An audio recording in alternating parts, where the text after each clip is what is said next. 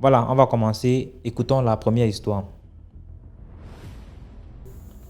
Salut DMG, c'est Sagesse de Paul.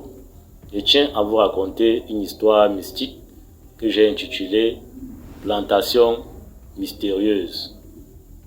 Cette histoire se déroule dans le grand nord du Cameroun. C'est l'histoire d'un monsieur qui, étant jeune diplômé, a eu du travail dans la fonction publique. Premièrement, il a d'abord été affecté à l'extrême nord pour y exercer. Arrivé là-bas, il a fait la connaissance d'une femme avec qui ils ont donné naissance à deux enfants. Premièrement, une fille, ensuite un garçon. Curieusement, ce papa-là détestait beaucoup son garçon. Je dis franchement, il le détestait. On ne sait vraiment pourquoi. Mais sa fille, il aimait en mourir. Au fil du temps, il a une fois de plus été affecté dans la Damawa. C'est donc ainsi que l'âge de la retraite est arrivé et il fallait qu'il ait une activité pour gérer ses années de retraite, quoi. On ne sait donc par quel réseau il est entré dans un cercle vicieux où il faisait le trafic d'âmes. Bien par la suite, il s'est mis en palabre avec sa conjointe et c'est ainsi qu'ils se sont séparés. Il est donc allé acheter des hectares de terrain pour y faire une plantation afin de gérer sa retraite. Et il a construit une cage, donc une cage comme vous connaissez en terre battue et en tôle de paille au milieu de sa plantation. Chose curieuse, sa plantation était cultivée. Mais on ne voyait qui cultivait cette plantation-là. C'est ainsi qu'il avait demandé à sa fille de souvent venir lui rendre visite. Mais quand elle arrive, qu'elle n'entre pas directement dans la plantation, il lui avait montré une piste et qu'elle devait se placer à l'entrée de cette piste-là, l'appeler avant d'y entrer. Mais la fille dit que quand elle arrivait à la plantation de son père, elle se plaçait effectivement à la piste, à l'entrée de la piste, la petite piste que son père avait recommandée.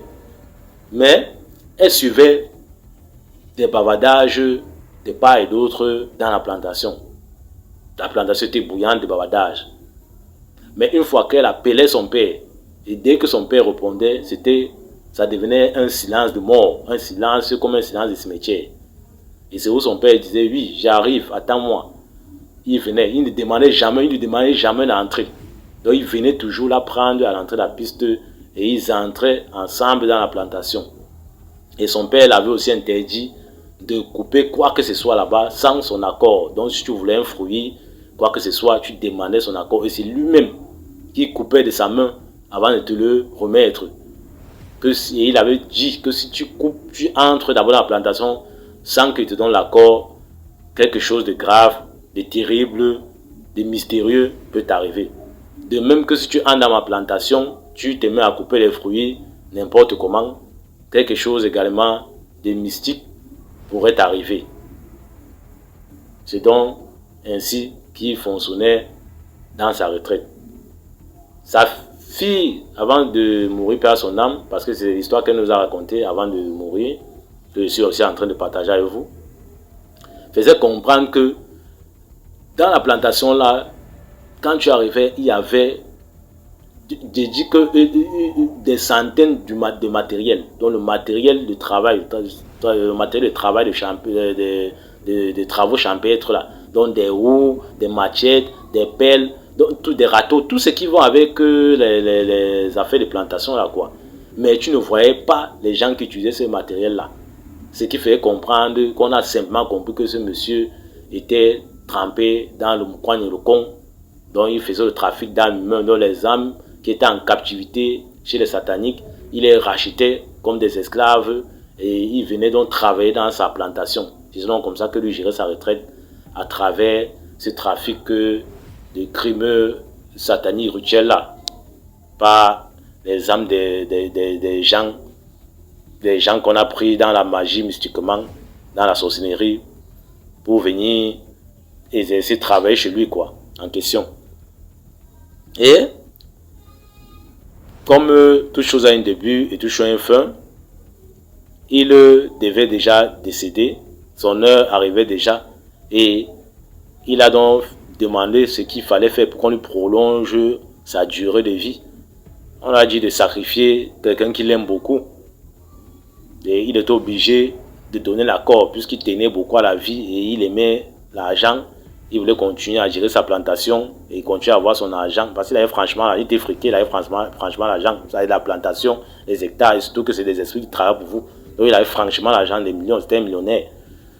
C'est ainsi qu'il a donc donné l'accord pour qu'on prenne sa fille en sacrifice. Mais comme Dieu n'a pas voulu, parce qu'il ne veut pas dire que sa fille était trop croyante. Bien sûr, je me dis qu'elle faisait quand même, de son vivant, elle faisait la chorale à l'époque, elle était quand même dans l'église. Mais Dieu n'a pas voulu qu'elle décède, le crime a échoué, le rituel a échoué, et elle s'en est en sortie. Mais elle a été longtemps malade, elle n'a jamais vraiment rétabli, hein, franchement. Et comme je le dis toujours, la sorcellerie n'attrape que quelqu'un qui en sait quelque chose. Vous voyez que elle savait que son père trempait dans les affaires louches. Donc, si elle priait franchement et vraiment, elle devait avoir l'esprit de discernement pour éviter son père et couper tous les liens qu'il pouvait avoir pour que son père ne trouve pas l'accès à la donner en sacrifice. Même comme on dit, le sang de quelqu'un, c'est le sang de quelqu'un. Mais si elle priait, je suis sûr qu'aujourd'hui, elle serait peut-être en vie. Parce que son frère que son père détestait, son petit frère, il vit aujourd'hui. Il est là, il vit. Comme son père le détestait, là, je ne sais pas. Donc, pour lui, là, ce n'était pas. Donc, pour lui, il n'était même pas dans le programme de ses affaires sataniques, là. Donc, lui, là, aujourd'hui, là, il vit, il est bien portant. Il est en santé, il est là. C'est donc ainsi qu'elle aussi, au fil du temps, elle a encore rechuté de sa maladie et elle est décédée, hélas.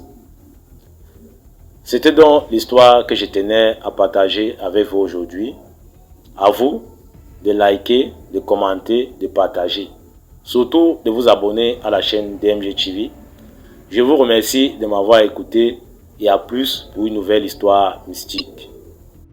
Merci beaucoup pour l'histoire. Maintenant, on va écouter la deuxième histoire.